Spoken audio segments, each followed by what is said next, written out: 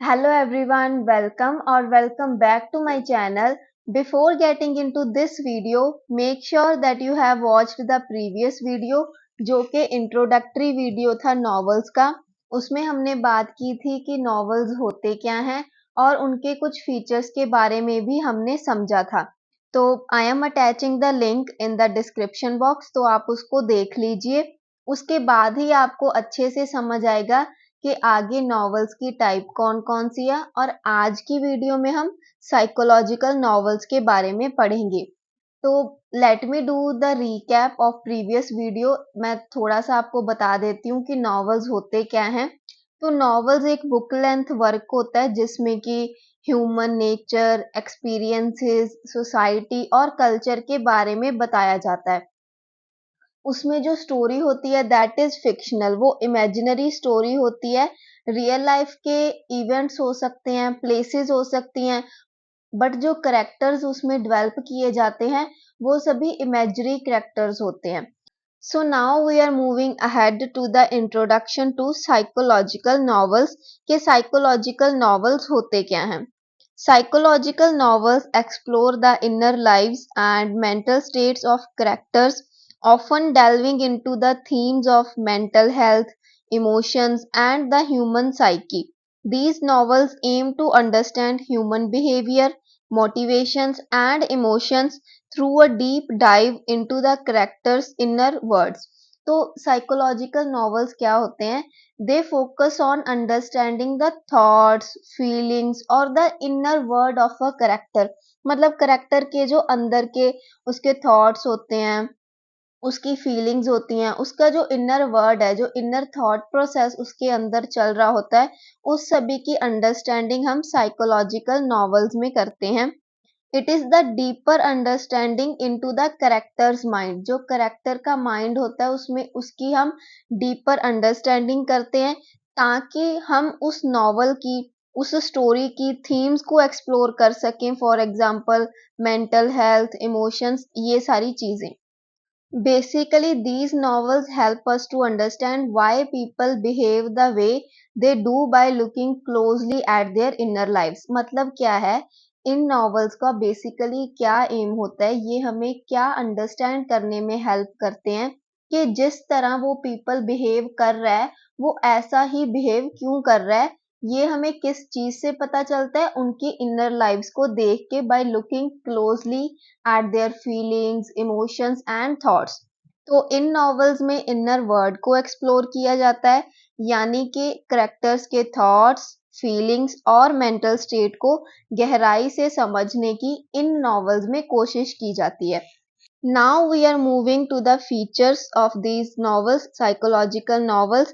The first feature is that in-depth character analysis. Psychological novels focus on exploring the inner lives and mental states of characters, often through introspection, dialogue and narrative techniques. तो इस feature में क्या बताया गया है कि जो psychological novels होते हैं they are all about digging deep into the characters mind. मतलब हमने करेक्टर के माइंड में जाना होता है, उसको समझना होता है। करेक्टर के माइंड का अगर हम बोलें डीपर अंडरस्टैंडिंग तो इन साइकोलॉजिकल नॉवेल्स में ही किया जाता है। अगर आप इमेजिन करो कि आप अपने फ्रेंड को मतलब अच्छे से जानना चाहते हो, आप ट्राई कर रहे हो कि आप उसको समझ सको, तो आपको ये पता होना चाहिए कि वो सोच क्या रहा है, वो जिस तरह हमारे साथ बिहेव कर रहा है या लोगों के साथ बिहेव कर रहा है, वो उसी तरह बिहेव क्यों कर रहा है। हम उसकी थिंकिंग का ध्यान रखेंगे और हम उसके बिहेवियर का ध्यान रखेंगे कि वो ऐसा बिहेव क्यों कर रहा है। So that's what novel do. तो ये काम क्या है, नॉवेल्स का होता है, बट ये करेक्टर्स के लिए होता है। जैसे हमने इमेजिन किया कि हम अपने फ्रेंड को समझना चाह रहे हैं, तो नॉवेल्स में क्या होता है, करेक्टर्स को समझा जाता है। They use techniques like introspection. Introspection क्या होता है, जब करेक्टर अपने थॉट्स और फीलिंग्स के बारे में सोचता है। And other techniques are like dialogue, introspection, dialogue and narrative techniques है। तो डायलॉग क्या होता है, कम्युनिकेशन बिटवीन द करेक्टर्स। तो जो करेक्टर्स एक दूसरे को बातें कहते हैं वो डायलॉग हो गया। And some reflective techniques can also be used for example flashbacks और मेमोरीज, ताकि वो रीडर की एक मतलब पूरी क्लियर सुपर क्लियर पिक्चर मिल जाए that what's going into the characters head, हमें पता चल जाए कि उसके माइंड में उसके हेड में क्या चीजें चल रही हैं। So that's all about psychological novels के उसमें इन डेप्थ कैरेक्टर का एनालिसिस किया जाता है। Now we are moving to the second feature, that is exploration of mental states and emotions.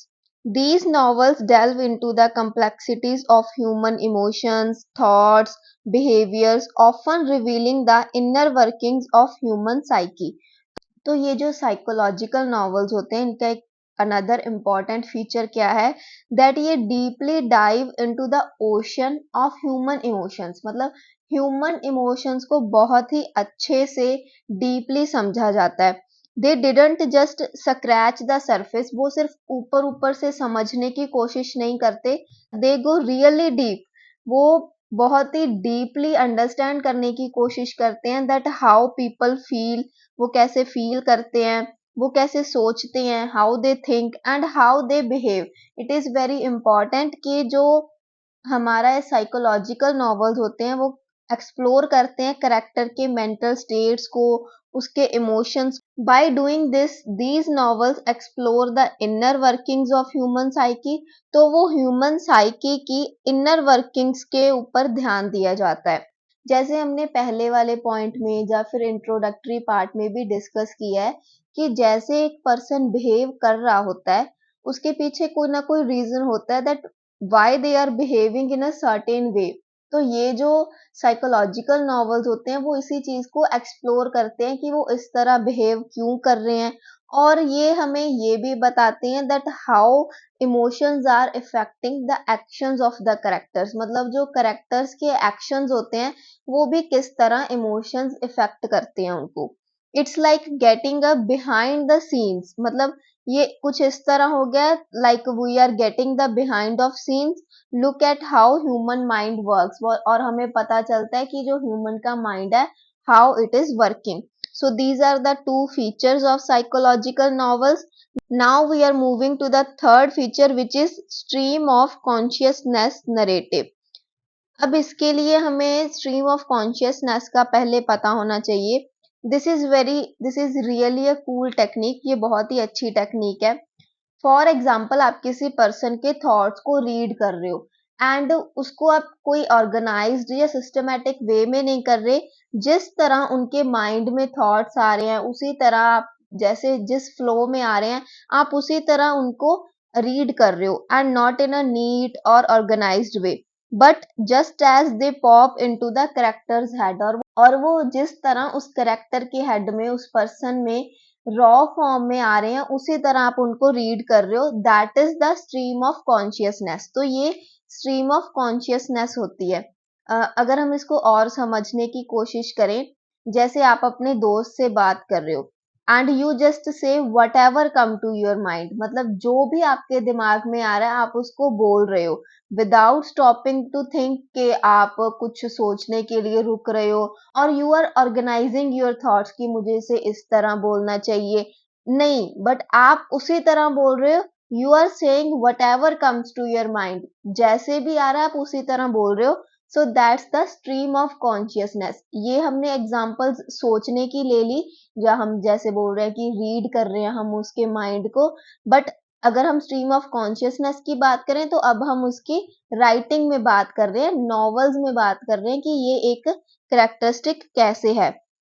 So psychological novels often employ the stream of consciousness narrative techniques which allow the readers to experience the character's thoughts and feelings in a fluid and unstructured way.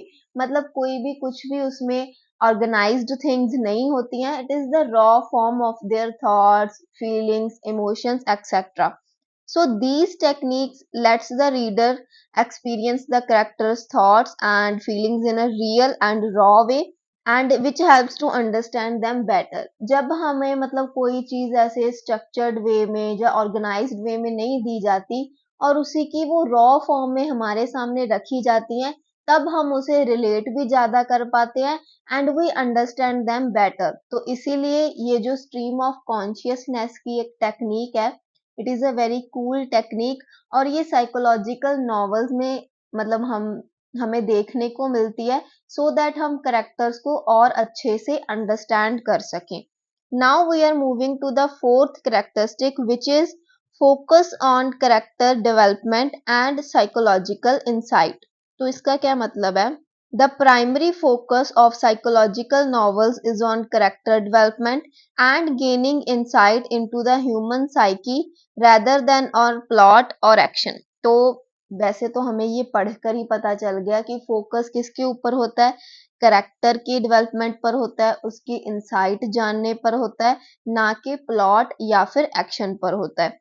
तो जो psychological novels होते हैं उसमें the main focus is not on the plot twist और action scenes, but these novels, the psychological novels, are all about understanding the characters. हमने सिर्फ इसमें character को समझना होता है, उसकी डेवलपमेंट को देखना होता है कि वो कैसे हो रही है, how they change, how they grow and how they develop through out the story, और उनकी डेवलपमेंट कैसे हो रही है सारी स्टोरी में, ये हमने इन नॉवेल्स में जानना होता है। इसका मतलब ये है कि getting to know a person really well over time, मतलब जैसे जैसे टाइम होता जाता है, क्योंकि हमें भी करेक्टर्स के बारे में स्टोरी के स्टार्टिंग में तो सारा कुछ बताया नहीं जाता। जैसे जैसे हम नॉवल को रीड करते हैं, जैसे जैसे स्टोरी बढ़ती है, उसी तरह करेक्टर की डेवलपमेंट होती है और हम उस करेक्टर को अच्छे से समझ पाते हैं। तो इसमें मेन गोल क्या हो गया? The goal is to gain deep insight into the human psyche, मतलब हम उस करेक्टर को, ह्यूमन साइकी को, उसके इमोशंस को, थॉट्स को बहुत ही अच्छे से डीपली समझ सकें, ये इसका गोल होता है। तो ये जो फोकस है करेक्टर की डेवलपमेंट पर, it makes the story more about the people, मतलब हमें लगता है ना कि हमारी इनर जर्नीज की ही बात हो रही है, हम खुद से रिलेट भी कर पाते हैं। So that's all about this point कि हम करेक्टर की डेवलपमेंट पर ध्यान दिया जाता है इन नॉवेल्स में और उनकी साइकोलॉजिकल इंसाइट पर। Now we are moving to the last feature which is often experimental in form and style. So it is the last feature of psychological novels. ये फीचर क्या कहता है? Psychological novels often experiment with non traditional narrative structures, language and style to convey the complexities of human mind. तो इसका क्या मतलब है कि इसमें हमें फॉर्म्स में या फिर स्टाइल्स में एक्सपेरिमेंटेशन देखने को मिलती है। So these novels try to do something different, ये ट्राई करते हैं कि हम कुछ डिफरेंट करें with how the story is being told, मतलब वो स्टोरी किस तरह हमारे सामने पेश की जाती है, हमें बताई जाती है। ये नॉवेल्स कुछ ऐसा सोचते हैं कि हम डिफरेंटली बताएं, कुछ एक्सपेरिमेंट्स किए जाते हैं।